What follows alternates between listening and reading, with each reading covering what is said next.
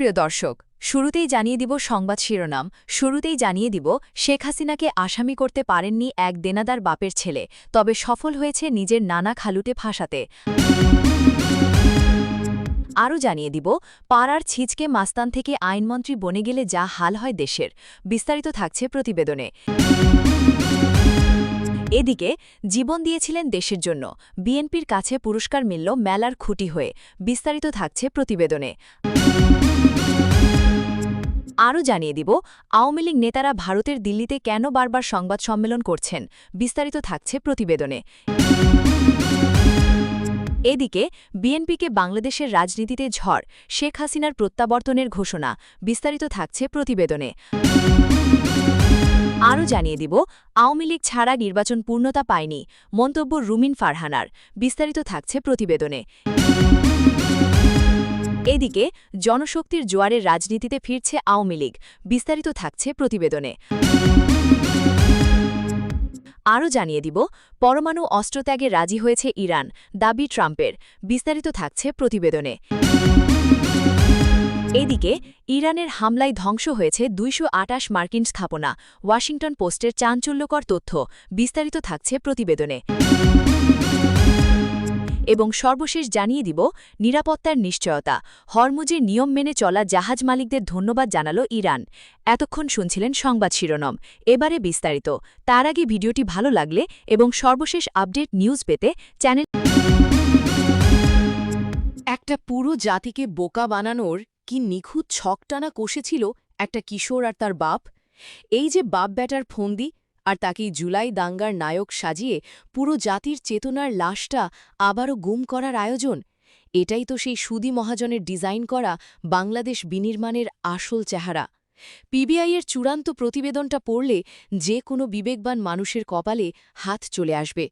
বাবার দেনার দায়ে জমি জিম্মা দিয়ে পালানো, মায়ের সঙ্গে ডিভোর্সের পর বাপের শ্বশুরবাড়ির আত্মীয়স্বজনকে শায়েস্তা করার খেলা, আর সেই ব্যর্থতার জ্বালা মিটাতে ২০২৪ সালের জুলাই দাঙ্গাকে পুঁজি করে পুরো একটা মামলা দাঁড় করিয়ে দেওয়া হলো। আসামির তালিকায় শেখ হাসিনা থেকে শুরু করে বাদীর নিজের নানা, মামা, খালা, খালু সবাই যেন কার্নিভাল, যেখানে পুরো দেশের শাসক আর আপন রক্তের লোকগুলো এক কাতারে দাঁড় করানো। নাদিম সাহেব দিব্যি এজাহারে বলেছেন তার মাথায় গুলি লেগেছে, তাকে পুলিশ তুলে নিয়ে গেছে, অচেতন অবস্থায় ফেলে রেখেছে। অথচ পিবিআই যখন যাত্রাবাড়ি, কদমতলীর সিসিটিভি ফুটেজ, হাসপাতালের রেকর্ড, সংবাদ মাধ্যমের ভিডিও খুঁজেছে, তখন কোথাও এই ঘটনার ছায়াটুকুও খুঁজে পাওয়া যায়নি। গুলিবিদ্ধ হওয়ার মতো বড় একটা ঘটনার কোনো প্রেসক্রিপশন পর্যন্ত নেই। এটা কোনো ফাঁক ফোকরের গল্প না, এটা পুরোপুরি একটা নির্মম ম্যানুফ্যাকচার্ড কেস। এবার আসল খেলাটা বোঝার পালা। যে লোকটা পুরো নাটকের স্ক্রিপ্ট লিখেছে সে আর কেউ নয়, স্বয়ং বাদীর বাবা SM ইকরামউদ্দিন শিহাব। লোকটা ট্রাভেল এজেন্সির ব্যবসা করে, এক ভুক্তভোগী তারিক মামুনের কাছ থেকে আমেরিকা পাঠানোর নামে ৫৫ লাখ টাকা নিয়েছে। টাকা মারার পর আত্মগোপন, তারপর সালিশ বিচার, সব ফাঁকি। পাওনাদার যখন পিছু ছাড়েনি, তখন শিহাব সাহেব ছেলেকে নায়ক সাজিয়ে পুরো দায়টা আওয়ামী লীগ আর শেখ হাসিনার ঘাড়ে চাপিয়ে দেওয়ার সিনেমা বানিয়ে ফেললেন। এই লোকটা আসলে সেই চক্রেরই সন্তান যারা জানে কিভাবে গুজব, মিথ্যা মামলা আর ভিকটিম কার্ড খেলে ক্ষমতার মসনদ পর্যন্ত ওঠা যায়। আর এই পুরো ধ্যাসটামোটাকে সম্ভব করেছিল সেই ২০৩৪ সালের ডিপ স্টেটের ম্যানুফ্যাকচার্ড ষড়যন্ত্র, যার নাম জুলাই দাঙ্গা। কোটা আন্দোলনের প্ল্যাটফর্ম দখল করে বিদেশি অর্থায়নে গড়ে ওঠা জঙ্গি চক্র, তাদের সঙ্গে দালালিতে নামা বিপথগামী প্রশাসনের অংশ, আর ছায়া মিডিয়া একযোগে যে লুটপাট, অগ্নিসংযোগ আর হত্যাযজ্ঞ চালিয়েছিল, সেই ন্যারেটিভকে বৈধতা দিতে এই মিথ্যা মামলাগুলোই ছিল মলম। নাদিমের মামলাটা তারই এক চুল পরিমাণ নমুনা, যেখানে দোষী আর নির্দোষের কোনো সংজ্ঞা থাকে না। আসাদুজ্জামান সাহেব বিএনপির স্বঘোষিত আইনমন্ত্রী, মানে রাষ্ট্রের যে মানুষটার কাজ আইনের শাসন নিশ্চিত করা, বিচারহীনতার বিরুদ্ধে দাঁড়ানো, সেই মানুষটার সাংবাদিকের সামনে বললেন মব হচ্ছে জনগণের প্রতিক্রিয়া। এই একটা বাক্যে তিনি যা করলেন সেটা হলো রাষ্ট্রের পক্ষ থেকে মবকে একটা দার্শনিক ভিত্তি দিয়ে দিলেন। পিটিয়ে মারাটা এখন আর অপরাধ না, এটা এখন রিঅ্যাকশন। প্রশ্ন হলো কার রিঅ্যাকশন, কিসের রিঅ্যাকশন, আর সেই রিঅ্যাকশনের সীমা কে ঠিক করবে? মন্ত্রী নিজে, না যে লাঠি হাতে দৌড়াচ্ছে সে? ২৪ অগস্টের পর থেকে এই দেশে সংখ্যালঘুদের উপর যা হয়েছে, হিন্দু পরিবারের বাড়িঘরে আগুন, মন্দির ভাঙচুর, জমি দখল, মানুষ খুন, এগুলো কি সেই জনগণের প্রতিক্রিয়া? তাহলে সেই জনগণ কারা? আর যাদের বাড়ি পুড়েছে তারা কি এই দেশের জনগণ না? তাদের প্রতিক্রিয়া দেখানোর সুযোগ কোথায়? মন্ত্রী বললেন এটা সিস্টেম্যাটিক না, ওয়াইড স্প্রেড না। আশ্চর্য কথা, সারা দেশে একযোগে হওয়া সংখ্যালঘু নির্যাতন সিস্টেম্যাটিক না হলে সিস্টেম্যাটিক জিনিসটা দেখতে কেমন হওয়া উচিত সেটা মন্ত্রীর কাছ থেকে একটু বুঝে নেওয়া দরকার। জাতিসংঘ থেকে শুরু করে আন্তর্জাতিক মানবাধিকার সংস্থাগুলো রিপোর্ট করেছে, সংখ্যা দিয়েছে, ঘটনার বিবরণ দিয়েছে। মন্ত্রী সেসব দেখেননি নাকি দেখেও না দেখার ভান করছেন? এবার আসি বিএনপির গল্পে। এই দলটার জন্ম হয়েছিল ১৯৭৮ সালে জিয়াউর রহমানের হাতে, ক্যান্টনমেন্টের ভেতরে। গণতান্ত্রিক দল হিসেবে নিজেদের পরিচয় দেয়, অথচ প্রতিষ্ঠাতা নিজেই ক্ষমতায় এসেছিলেন সামরিক অভ্যুত্থানের সিঁড়ি বেয়ে। হ্যাঁ, 1/11-এর পর আবারও সেই একই চেনা পথ। আর দলের ইতিহাস ঘাটলে যা পাওয়া যায় সেটা হলো হাওয়া ভবনের দুর্নীতি, তারেক রহমানের বিরুদ্ধে আদালতে প্রমাণিত দুর্নীতির মামলা, ২১ অগস্টের গ্রেনেড হামলা, শীর্ষ সন্ত্রাসীদের দলীয় পরিচয়। এই দলের মন্ত্রী যখন মব জাস্টিফাই করেন তখন সেটা আসলে খুব একটা অবাক। টাঙ্গাইলে বীরশ্রেষ্ঠদের গলায় দড়ি বেঁধেছে বিসিকের মেলার আয়োজকেরা। কিন্তু এই দড়িটা আসলে কে বাঁধল সেটা নিয়ে কথা বলা দরকার। বিসিক একটা সরকারি সংস্থা, সরকার এখন বিএনপির। মেলার উদ্বোধন করেছেন সরকারের মন্ত্রী সুলতান সালাউদ্দিন টুকু। মানে রাষ্ট্রীয় উদ্যোগে সরকারি জমিতে সরকারি সংস্থার আয়োজনে মুক্তিযুদ্ধের সর্বোচ্চ সম্মানিত মানুষদের ভাস্কর্যের গলায় দড়ি উঠেছে। ঘটনাটা ৯ দিন ধরে চলেছে, কেউ দেখেনি, কেউ থামায়নি। বিসিকের সহকারী মহাব্যবস্থাপক বলছেন, কে করেছে জানেন না। এই জানেন না কথাটাই সব বলে দেয়। বিএনপি সবসময় মুক্তিযুদ্ধকে নিজেদের রাজনৈতিক সম্পত্তি বানাতে চেয়েছে, একই সঙ্গে মুক্তিযুদ্ধের প্রকৃত চেতনাকে গলা টিপে ধরেছে। এটা নতুন না। যে দলের জন্ম সেনানিবাসে, যে দলের প্রতিষ্ঠাতা জিয়াউর রহমান নিজে একটা প্রহসনের ভোটের মাধ্যমে ক্ষমতা কুক্ষিগত করেছিলেন, সেই দলের কাছ থেকে মুক্তিযুদ্ধের বীরদের প্রতি সম্মান আশা করাটাই হয়তো বোকামি। চলতি বছর ফেব্রুয়ারির ১২ তারিখের নির্বাচনটার কথা মনে করুন। দেশের বড় রাজনৈতিক দলগুলো বাইরে, মানুষ ভোটকেন্দ্রে নেই, আর বিএনপি সেই শূন্য মাঠে একা খেলে চ্যাম্পিয়ন হয়ে মন্ত্রিসভা সাজিয়েছে। এই যে ক্ষমতায় বসার ধরন, এই যে রাষ্ট্রকে নিজের ব্যক্তিগত সুবিধার জায়গা মনে করার মানসিকতা, সেই একই মানসিকতা থেকেই বীরশ্রেষ্ঠদের ভাস্কর্যকে স্টলের খুঁটি হিসেবে ব্যবহার করা সম্ভব হয়। যে ৭ জন মানুষ এই দেশের জন্য সবচেয়ে বেশি দিয়েছেন, রাষ্ট্র তাদের সর্বোচ্চ স্বীকৃতি দিয়েছে বীরশ্রেষ্ঠ উপাধিতে। সেই স্বীকৃতির প্রতীক ভাস্কর্যের গলায় কাপড়ের দোকানের দড়ি ঝুলছে, পাশে ময়লার স্তূপ। আর যে সরকারের আমলে এটা হল, ভারতের দিল্লির প্রেস ক্লাব অব ইন্ডিয়ায় গত শনিবার ক্ষমতাচ্যুত আওয়ামী লীগের ২ সাবেক মন্ত্রীর সংবাদ সম্মেলনের পরে আগামী শুক্রবার ৫ মে জানুয়ারি দলটির আরও ২ জন সাবেক মন্ত্রী সাংবাদিকদের মুখোমুখি হবেন। তবে দুটি অনুষ্ঠানের কোনোটি বাংলাদেশের রাজনৈতিক কার্যক্রম নিষিদ্ধ ঘোষিত আওয়ামী লীগের দলীয় অনুষ্ঠান ছিল না। দুটি ভিন্ন সংগঠন আয়োজন করেছে এসব সংবাদ সম্মেলনের। গত শনিবারের সংবাদ সম্মেলনে হাজির ছিলেন সাবেক পররাষ্ট্রমন্ত্রী হাসান মাহমুদ ও সাবেক শিক্ষামন্ত্রী মহিবুল হাসান চৌধুরী নৌফাল।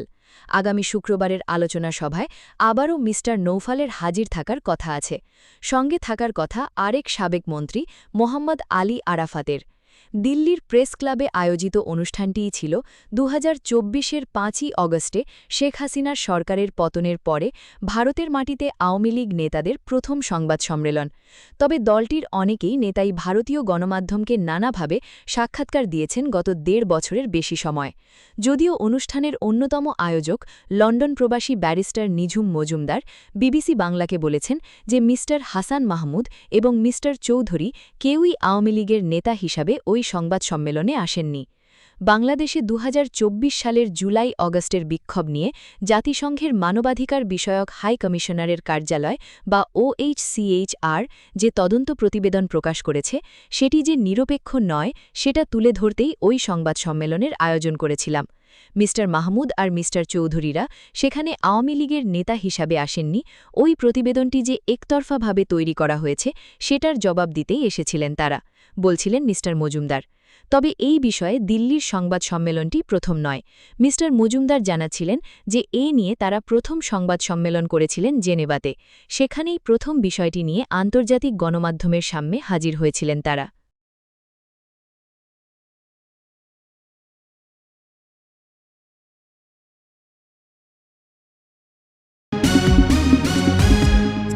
প্রত্যাবর্তনের ঘোষণা এই দাবিকে ঘিরে আবারও দেশের রাজনৈতিক অঙ্গনে ব্যাপক আলোচনা শুরু হয়েছে। শেখ হাসিনাকে ঘিরে সামাজিক যোগাযোগ মাধ্যম, রাজনৈতিক মহল এবং সাধারণ মানুষের মধ্যে তৈরি হয়েছে নতুন কৌতূহল ও জল্পনা। তবে এখন পর্যন্ত শেখ হাসিনার প্রত্যাবর্তন নিয়ে কোনো আনুষ্ঠানিক ও নির্ভরযোগ্য ঘোষণা প্রকাশ্যে আসেনি। বাংলাদেশ আওয়ামী লীগের পক্ষ থেকেও এ বিষয়ে স্পষ্টভাবে নিশ্চিত কোনো বিবৃতি দেওয়া হয়নি। ফলে বিষয়টি এখনও গুঞ্জন ও রাজনৈতিক আলোচনার মধ্যেই সীমাবদ্ধ রয়েছে। রাজনৈতিক বিশ্লেষকদের মতে বাংলাদেশের রাজনীতিতে শেখ হাসিনা একটি গুরুত্বপূর্ণ ও প্রভাবশালী নাম, তাই তাকে ঘিরে যে কোনো খবর বা সম্ভাব্য পদক্ষেপ দ্রুতই রাজনৈতিক অঙ্গনে আলোচনার কেন্দ্রবিন্দুতে চলে আসে।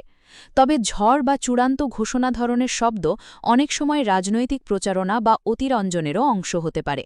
দলীয় ঘনিষ্ঠ মহলের কিছু বক্তব্যে ইঙ্গিত পাওয়া যাচ্ছে যে সাংগঠনিক কার্যক্রম ও রাজনৈতিক কৌশল নিয়ে নতুন পরিকল্পনা হতে পারে, তবে এসব তথ্য আনুষ্ঠানিকভাবে নিশ্চিত নয়। অন্যদিকে বাংলাদেশ জাতীয়তাবাদী দলসহ বিরোধী রাজনৈতিক মহল এই দাবিকে সন্দেহের চোখে দেখছে। তাদের মতে যাচাই ছাড়া এ ধরনের তথ্য প্রচার করলে জনমনে বিভ্রান্তি তৈরি হতে পারে। বিশেষজ্ঞদের মতে শেখ হাসিনার সম্ভাব্য প্রত্যাবর্তন দেশের রাজনৈতিক সমীকরণে প্রভাব ফেলতে পারে, তবে বাস্তব পরিবর্তন নির্ভর করবে রাজনৈতিক পরিস্থিতি, জনসমর্থন, নিরাপত্তা ও সাংগঠনিক প্রস্তুতির মতো বিভিন্ন বিষয়ের উপর। সাধারণ মানুষের মধ্যেও এ নিয়ে মিশ্র প্রতিক্রিয়া দেখা যাচ্ছে। কেউ মনে করছেন তার প্রত্যাবর্তন রাজনীতিতে নতুন গতি আনতে পারে, আবার কেউ এটিকে গুজব হিসেবেই দেখছেন। সবশেষে বলা যায় শেখ হাসিনার প্রত্যাবর্তনের ঘোষণা এখনও আনুষ্ঠানিকভাবে নিশ্চিত নয়, তাই নির্ভরযোগ্য সূত্র ও সরকারি ঘোষণার ভিত্তিতে বিষয়টি মূল্যায়ন করাই সবচেয়ে যুক্ত।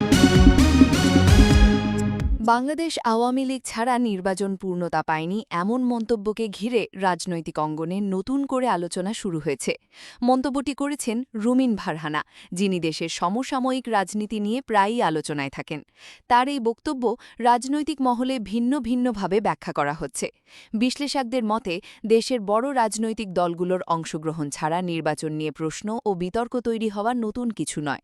বাংলাদেশের রাজনৈতিক বাস্তবতায় বড় দলগুলোর উপস্থিতি নির্বাচনের গ্রহণযোগ্যতা ও প্রতিদ্বন্দ্বিতার ক্ষেত্রে গুরুত্বপূর্ণ ভূমিকা রাখে। মন্তব্যের পর সামাজিক যোগাযোগ মাধ্যমেও ব্যাপক আলোচনা শুরু হয়েছে। কেউ এটিকে বাস্তবধর্মী রাজনৈতিক মূল্যায়ন হিসেবে দেখছেন, আবার কেউ মনে করছেন এটি কৌশলগত রাজনৈতিক বক্তব্য। অন্যদিকে বাংলাদেশ জাতীয়তাবাদী দল ঘনিষ্ঠ মহলের কেউ কেউ বলছেন গণতান্ত্রিক ব্যবস্থায় অংশগ্রহণমূলক নির্বাচনই সবচেয়ে গুরুত্বপূর্ণ।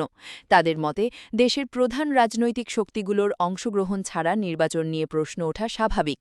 তবে ক্ষমতাসীন ও সরকারপন্থী বিশ্লেষকদের একটি অংশ বলছেন নির্বাচন সাংবিধানিক ধারাবাহিকতার অংশ এবং অংশগ্রহণের সিদ্ধান্ত রাজনৈতিক দলগুলোর নিজস্ব বিষয়। তাদের মতে কোনো দল অংশ না নিলেও নির্বাচন প্রক্রিয়া থেমে থাকে না।